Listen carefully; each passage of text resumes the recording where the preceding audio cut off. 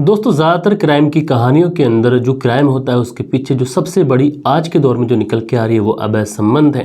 कुछ घटनाओं के अंदर जो पैसा है, लेन देन है, इसकी वजह से क्राइम हो जाता है। लेकिन मोस्टली अगर हम लोग देखते हैं तो सबसे ज़्यादा जो क्राइम होते हैं वो अवैध संबंधों की वजह से होते हैं।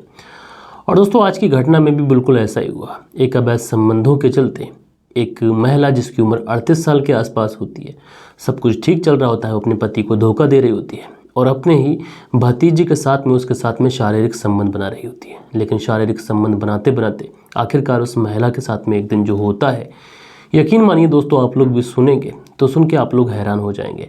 तो इस पूरी घटना के बारे में परत दर परत, पॉइंट टू पॉइंट विस्तार से मैं आप लोग को बताऊंगा। बस आप लोग इस वीडियो में अंत तक बने रहिएगा। और दोस्तों कल के दिन जिन लोगों के भी प्यारे प्यारे कमेंट्स हैं वो सारे के सारे कमेंट्स आज के इस वीडियो में मैं अपने व्यूवर्स के साथ में अंत में शेयर करूंगा। तो आप लोग वीडियो में अंत तक बने रहिएगा। और आप लोग भी कोई कमेंट करना चाहते हैं, किसी को किसी का बर्थडे विश करना चाहते हैं, या फिर किसी को किसी की बर्थडे की बधाई देना चाहते हैं, या फिर आप किसी की सालगिरह की बधाई देना चाहते हैं, तो आप लोग अपना कमेंट्स कर दीजिए। और आप लोग को जो भी कमेंट्स रहेंगे कल के दिन मैं अपने वीडियो में अपने व्यूवर्स के साथ में ज़रूर से ज़रूर शेयर करूँगा।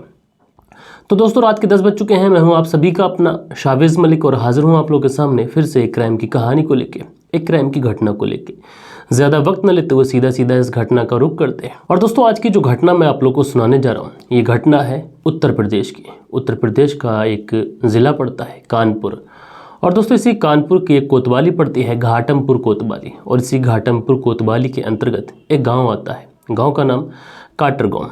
और इसी काटर गाँव में एक इलाका पड़ता है गुर्रैन इलाका। और इसी गुर्रैन इलाके में एक व्यक्ति रहता है जिस व्यक्ति का नाम धीर सिंह यादव। धीर सिंह यादव की एक पत्नी जिसका नाम अर्चना यादव, उम्र लगभग 38 साल।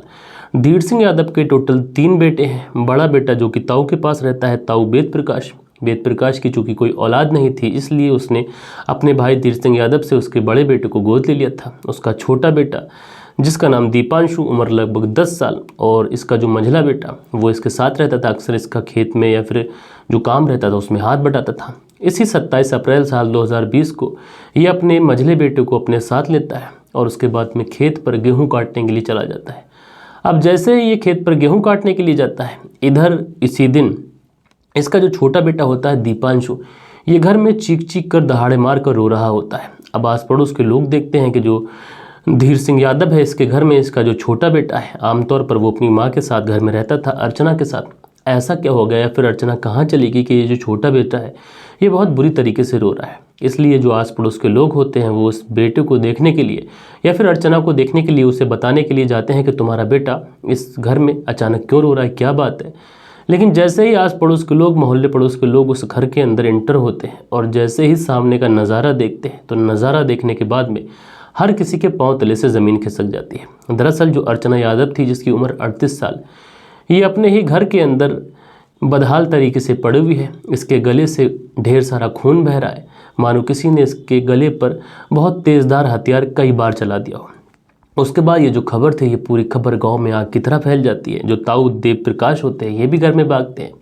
उसका जो धीर सिंह यादव का जो बड़ा बेटा होता है वो भी भागता हुआ आता है। उधर इस बात की, इस घटना की खबर धीर सिंह यादव और उसके मंझले बेटे को भी मिल जाती है। वो भी खेत पर गए हुए होते हैं, वहाँ पर अपने जो दराती और जो हंसिया वगैरह लेके जाते हैं गेहूँ काटने के लिए, वो सारे ऐसे ही फेंक कर ये भी हताश घर की तरफ भागते हैं। अब जैसे ही ये धीर सिंह यादव अपने घर आता है और अपनी पत्नी अर्चना यादव को जब इस हाल में देखता है तो ये दहाड़े मार मार कर रोने लग जाता है। इधर अर्चना के तीनों बेटे ये भी बहुत बुरी तरीके से रोने लग जाते हैं। उसके बाद में पुलिस को इन्फॉर्म किया जाता है। अब दोस्तों पुलिस भी मौके पर पहुँचती है। चूँकि कत्ल के मामले में जब पुलिस को सूचना दी जाती है तो पुलिस ज़्यादा समय न ज़ाया करते हुए तुरंत मौके पर पहुँचती है। अब जैसे ही पुलिस मौके पर पहुँचती है तो घटनास्थल पर जो भीड़ होती है उस भीड़ को हटाते हुए पुलिस आगे बढ़ती है। और आगे बढ़ने के बाद में वाकई जब पुलिस देखती है तो पुलिस भी हैरान हो जाती है। एक महिला है जिसकी उम्र लगभग 38 साल बताई जा रही है और इस महिला का नाम अर्चना यादव, जो कि वहीं पर ज़मीन पर बदहाल तरीके से पड़ी हुई है और उसकी गर्दन से बहुत ढेर सारा खून बह रहा है। और जब इसकी गर्दन से खून बह रहा है इसी वजह से इसकी मौत हुई है। और देखने से ये पता चलता है, पुलिस जब अपनी छानबीन करती है, लाश का बहुत बारीकी से मुआयना करती है, तो पुलिस को ये पता चलता है कि इसकी गर्दन पर किसी धारदार हथियार को कई बार चला दिया गया है। अब दोस्तों उसके बाद में पुलिस जो थी वो सबसे पहले डेड बॉडी को अपनी कस्टडी में लेती है और डेड बॉडी को कस्टडी में लेने के बाद में सबसे पहले इसे पोस्टमार्टम के लिए भेजती है। अब इधर जो डेड बॉडी थी ये पोस्टमार्टम के लिए जा चुकी थी। इधर पुलिस अपनी पूछताछ शुरू करती है, क्योंकि कत्ल हुआ था तो कातिल कौन था ये पुलिस के लिए पता लगाना ज़रूरी था।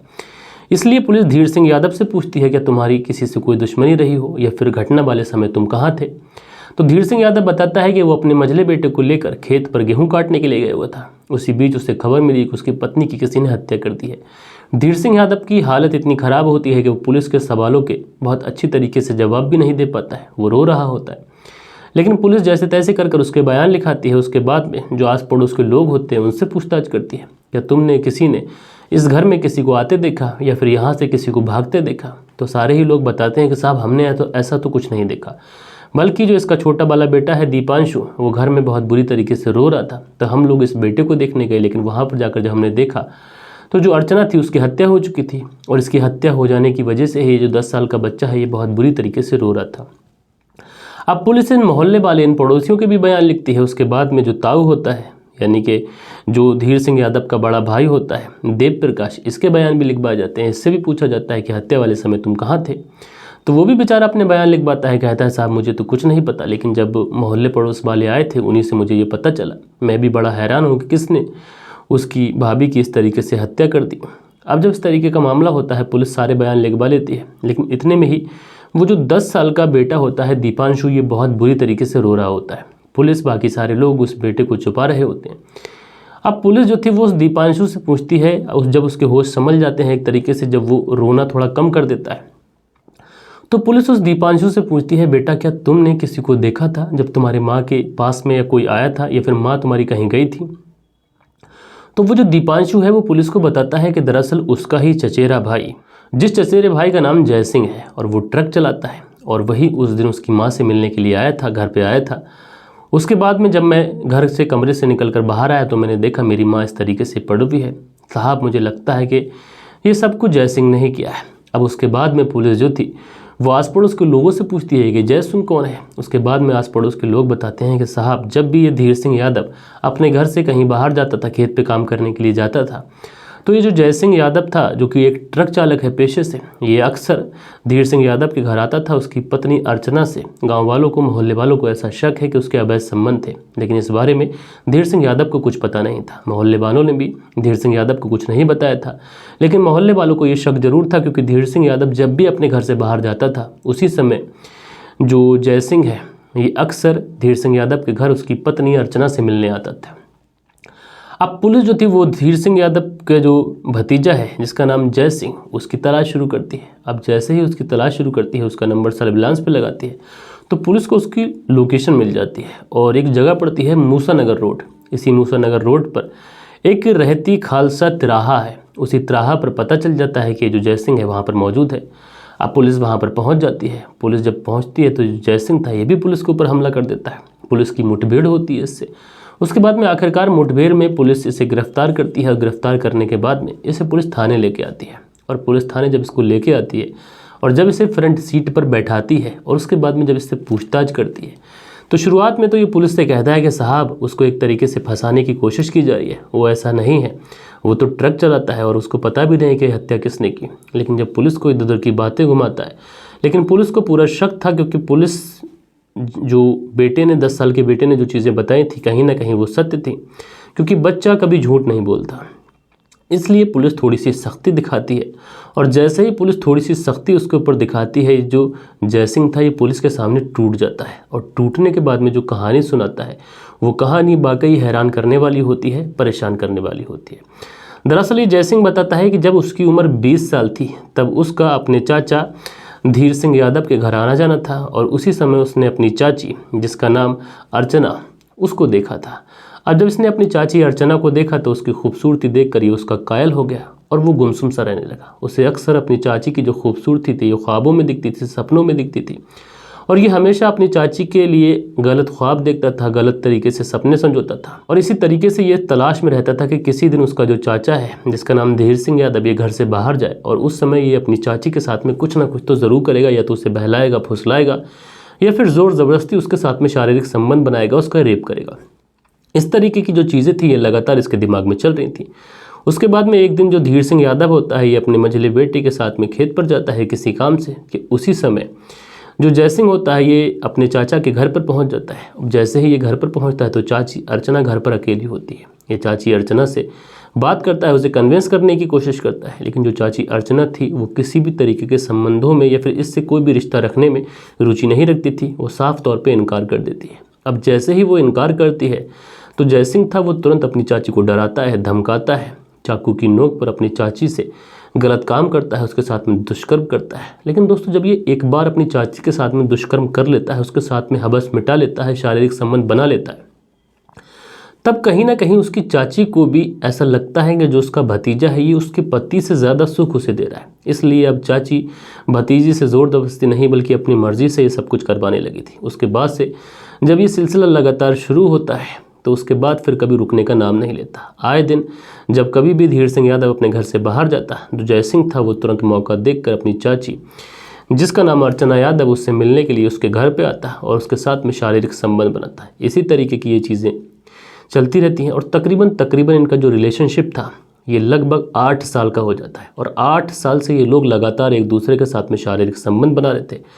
और इस बीच में जो ट्रक चालक जिसका नाम जय सिंह जो कि भतीजा था ये बताता है कि वो अपनी कमाई से बहुत सारे पैसे अर्चना यादव यानी अपनी चाची को भी देता था और इसके बदले वो उससे शारीरिक संबंध बनाता था। लेकिन पिछले 2-3 महीने से जो चाची अर्चना यादव थी ये उसे संबंध बनाने से रोक रही थी और उसे वो सब नहीं करने दे रही थी जिसके लिए वो अपनी चाची को पैसे देता था या फिर उससे मोहब्बत करता था। अब जब चाची इनकार करने लगती है तो कहीं ना कहीं मुझे भी काफ़ी ज़्यादा गुस्सा आता है और इसी 27 अप्रैल साल 2020 को जब मुझे पता चलता है कि जो चाचा है वो अपने मंझले बेटे के साथ में खेत पर गेहूं काटने गया है, उसी समय मैं अपनी चाची से मिलने उसके घर आ जाता हूं और मैं अर्चना यादव से कहता हूं कि उसे उसके साथ में संबंध बनाने हैं।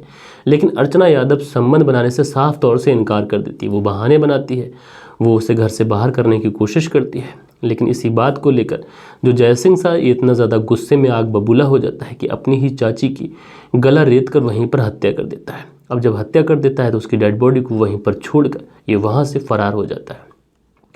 बाकी दोस्तों पुलिस जब इसके पूरे बयान लिखवाती है और पुलिस के सामने जब ये पूरा कबूलनामा करता है तो पुलिस भी बड़ी हैरान होती है और पुलिस ये सोचती है कि एक महिला जिसके 3 बच्चे हैं और उसका एक पति भी है, सब कुछ ठीक चल रहा है, लेकिन ऐसे में अगर उसके भतीजे ने उसके साथ में ज़ोर ज़बरदस्ती शारीरिक संबंध बनाए थे, उसका रेप किया था, तो वो अपने पति को इस बारे में बता सकते थे या फिर ये लोग पुलिस का सहारा ले सकते थे। लेकिन ये जो महिला थी ये अपने भतीजे का विरोध करने की बजाय उसी के साथ शामिल हो जाती है, उसके साथ अवैध संबंधों में आ जाती है और आए दिन अपने भतीजे के साथ में शारीरिक संबंध बनाती है। और इस खौफनाक हवस का जो अंजाम हुआ वो आप लोगों ने देखा कि जो महिला थी अर्चना, इसको अपनी जान गंवानी पड़ी। बहरहाल दोस्तों आप लोग इस पूरी घटना में किसे दोषी मानते हैं और इस भतीजे को किस तरीके की सज़ा मिलनी चाहिए, आप लोग कमेंट्स में ज़रूर से ज़रूर बताइएगा। और कल के दिन जिन लोगों के भी प्यारे प्यारे कमेंट्स आए हैं, अब वक्त होता है कि उन लोगों के कमेंट्स पढ़े जाएं। सो दोस्तों हमारे वीडियोस पे जो कल के दिन कमेंट्स आए हैं इसमें प्रकाश भारती हैं, लिखते हैं सर मैं नेपाल से हूं और आपका बोलने का जो अंदाज़ है ये बहुत अच्छा है, मैं आपका बिग फ़ैन हूं।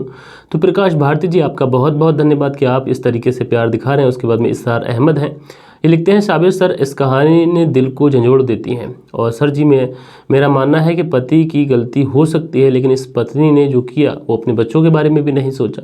तो इसरार अहमद जी आपने अपना व्यू रखा, आपका बहुत बहुत धन्यवाद। नासिर पठान जी हैं जो सर लिखते हैं और 4 हार्ट बनाते हैं, भैया नासिर पठान जी आपका धन्यवाद।